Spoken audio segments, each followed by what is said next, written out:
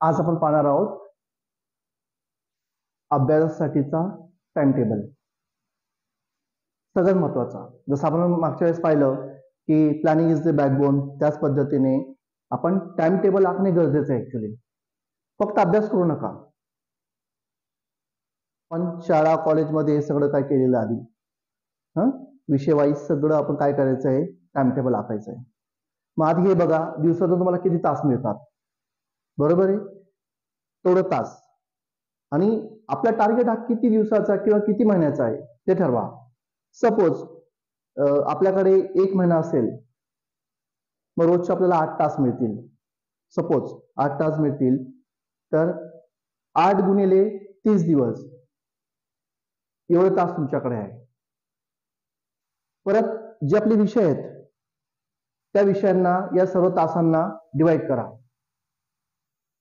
आणि त्यातनं हे काढा प्रत्येक विषयाला किती तास मिळतं आपल्याला.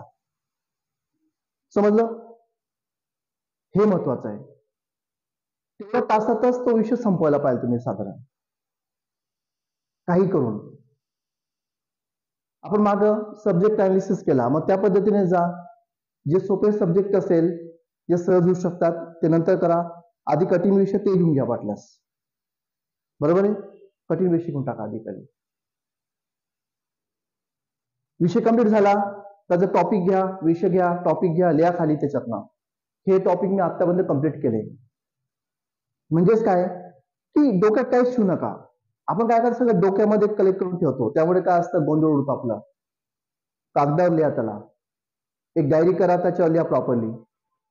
इतके तास झाले, इतके तासात मी हे सगळं टॉपिक कंप्लीट केले.